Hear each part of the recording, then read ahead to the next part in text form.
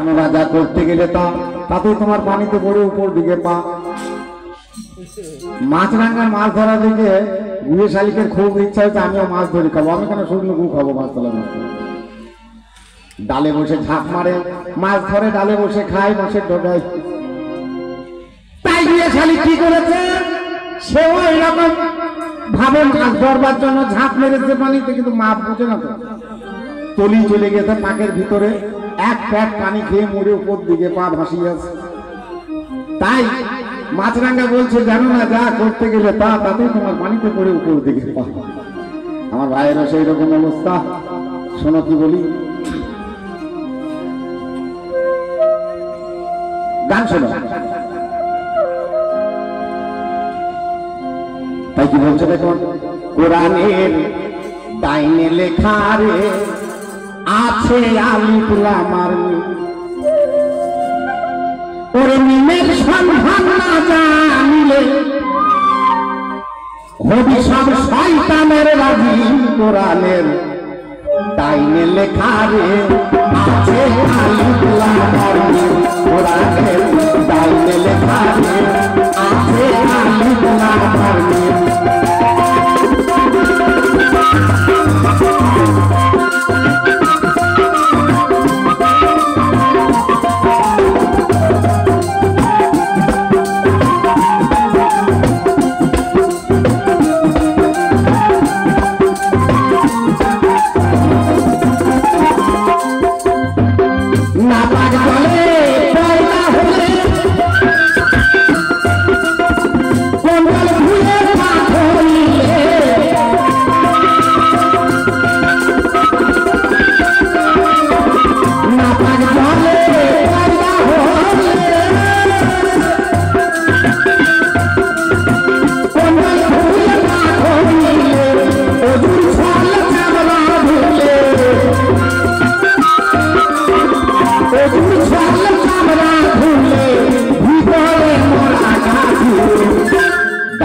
লেখা রে আছে আলিফ লাম আর মিম, কোরআনের ডাইনে লেখা রে আছে আলিফ লাম আর মিম।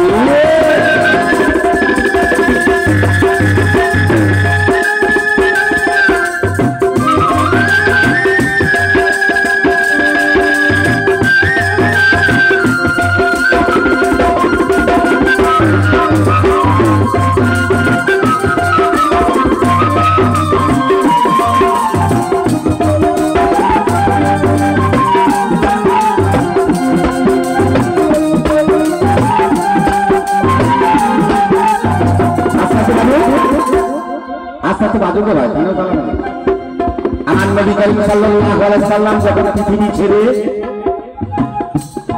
আড়াল হয়ে গেলেন, পর্দা হয়ে গেলেন, ওনাকে মৃত্যু বলা যাবে না, ওনাকে বলতে হবে উফাত হয়েছেন, অর্থাৎ কেবলমাত্র আমাদের চোখের আড়াল হয়েছেন। কোরআন বলেছেন হায়াতুল মুরসালিন, নবী বান্দার হায়াতের সঙ্গে উনি জীবিত আছেন। কোরআন যা বলে তো মানতে হবে। পুরো বুদ্ধি হারিয়ে গেছে, বুঝতে পারছি। তাহলে ওনাকে বলতে হবে উফাত হয়ে গিয়েছেন। যখন উফাত হয়ে গেলেন, আমার নবী বিদায় হজে বলেছিলেন আমি উফাতের পরে আমার আলী হবে খলিফা, আমার আলী হবে বাদশাহ খলিফা, তোমরা আলীর হাতে কলমা পড়ে আবার মুসলমান হয়ে যাবে। তাই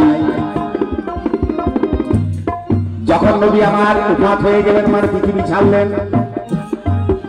তখন আবু বকর, উসমান গনি, উমর ফারুক, আয়েশা রাদিয়াল্লাহু আনহা মানে নবী ছোট স্ত্রী, ওনাকে নিয়ে মিটিং করতে লাগলেন। কি বললেন? আলী ভাইকে খলিফা করা যাবে না, আবু বকরকে করতে হবে। নবীকে মানলেন, নবীর কথা মানা হলো না? তাই নবীর লাশ পড়ে আছে 4 দিন, মাটি হচ্ছে, কেউ আসছে না, মিটিং করে বেড়াইছে গোপনে গোপনে। লাস্টে 13 জনকে নিয়ে আমার মা ফাতেমা বলছেন আলীকে, হুজুর আপনি আব্বার গোরস্ত করার ব্যবস্থা করেন। তাই গোরস্ত করতে গেলেন। তাই 13 জনকে নিয়ে যখন কবর খুঁড়ে আমার নবী করিম সাল্লাল্লাহু আলাইহি ওয়াসাল্লামকে মাটির মধ্যে কাফন দিয়ে শুইয়ে দিলেন। তাই ভাই জিজ্ঞাসা করেছি, আমরা যখন মাটি দিতে যাই মিনহা খালাকনাকুম ফিহা নুইদাকুম মিনহা নাখরাজাকুম তারাতান উখরা বলে আমরা মাটি দিই। বাপে নাল বাজানোর আগে তুড়ি বাজানো শিখতে হয়, ওইটা শিখতে পারলে নাল বাজানো হবে না, হবে না, এটাই নিয়ম।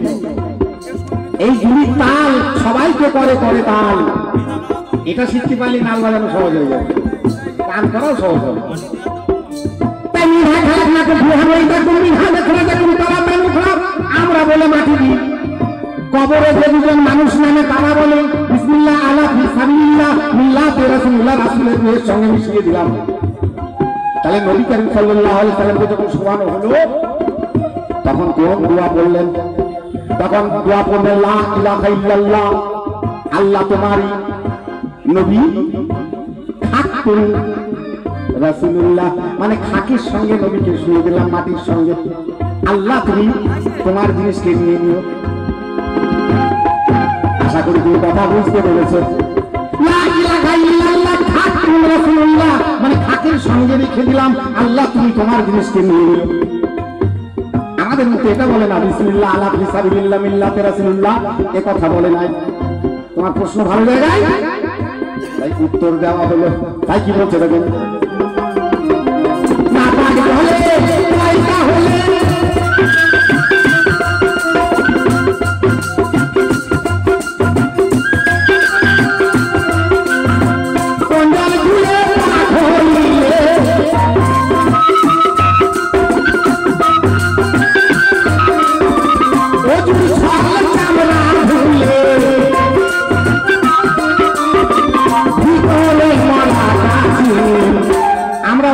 অজু করার দোয়া আছে না, অজুর মধ্যে ফরজ আছে। তাহলে ভাই এই যে অজু করি কিসে? পুকুরের পানি, কলের পানি, টিউবওয়েলের পানি, সাবমার্সিবলের পানি, এই দিয়ে। কিন্তু পানির অজুটা কিসে হবে? পানিটাকে অজু করাইতে হবে, পানিকে পানির অজু কিসে হবে? আমার অজু নয়তো পানিতে হলো, পানির অজু কিসে হবে? এটা একটা তোমাকে জিজ্ঞাসা থাকবে, তোমাকে বেশি তো আমি বলবো না, একটা পানির অজুটা কি করে হবে?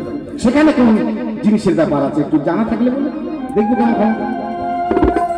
আমরা অজু করি, দোয়া পাঠ করি, দোয়া আছে, দোয়া করে অজু করতে হয়। ওর মধ্যে 7টি ফরজ আছে। হাত পা নাক কান চোখ মুখ যটা যটা ধুলো একটা করে ফরজ আদায় হয়। তাহলে পানির অজুটা কিসে হয় একটু জানা থাকলে বলে তাহলে বোঝা যাবে। ভাই জিজ্ঞাসা করলেন আমার নবী করিম সাল্লাল্লাহু আলাইহি ওয়াসাল্লাম, মেহরাবে গেলেন, নামাজ রোজা হজ যাকাত কলমা এনে দিলেন, সেটা শেষ বয়সে মাত্র 13 বছর সময় ছিল। তার ওই দিকটা নবী কোন নামাজ পড়লেন, কোন নামাজ পড়ালেন, এইগুলা এনার জিজ্ঞাসা ছিল। তাই কি বলি শোনো, ওরে হাওয়াই পাতানো রে তোমার জন্য এত কিছু আনছি নতুন নতুন রে, দিন কখনো গাছে দিন কখনো গাছে বলে রে।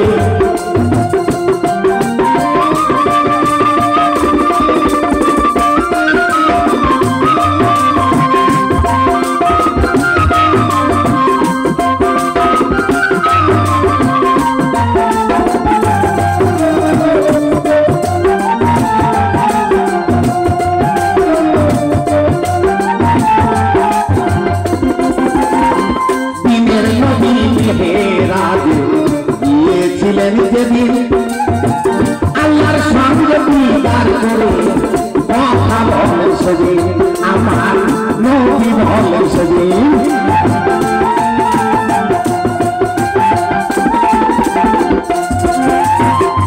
আল্লাহর কাছে হইতে নবী নামাজ রোজা হজ যাকাত কলমা আনে আরো ছবি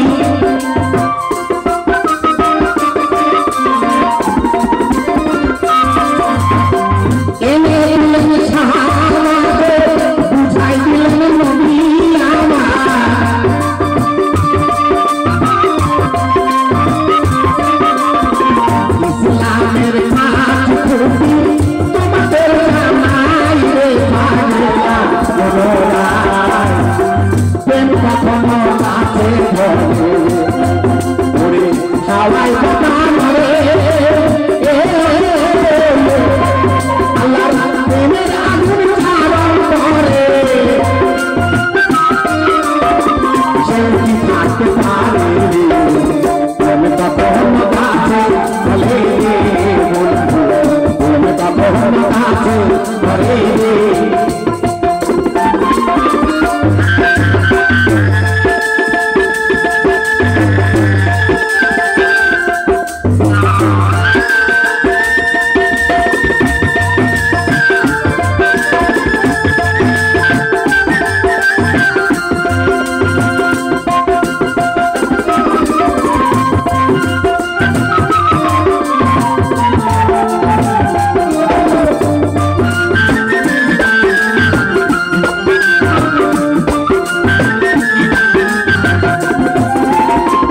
নবী একদিন সাহাবাদেরকে বলছেন, যখন নবী নামাজ আনে নাই তার আগে, ইয়া রাসূলুল্লাহ ইয়া কামলিওয়ালা হাবিবুল্লাহ, সাহাবারা বলছি আমরা খাই দাই ঘুরে বেড়াই, আমাদের কি কোনো পানি ইবাদত আছে?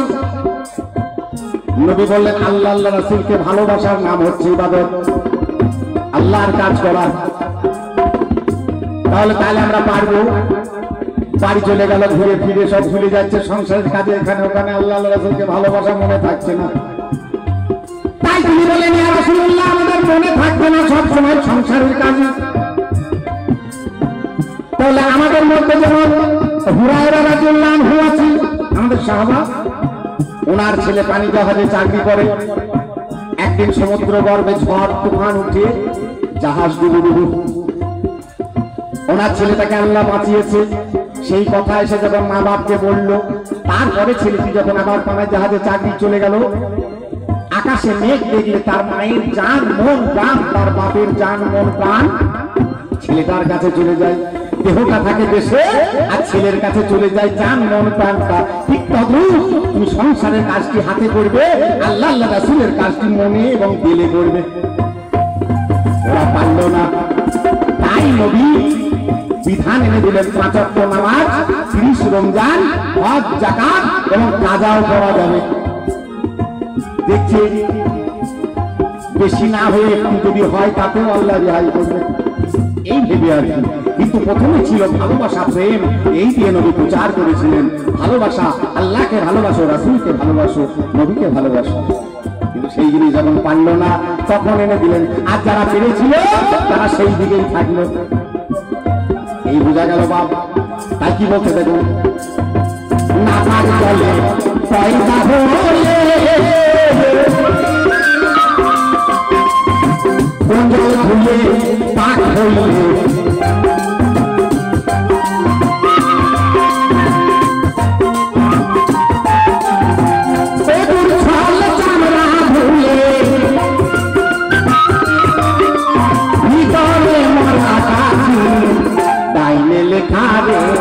আছে আলিফুল্লাহ মারু কোরআনে, তাইলে লেখা রে আছে আলিফুল্লাহ মারু।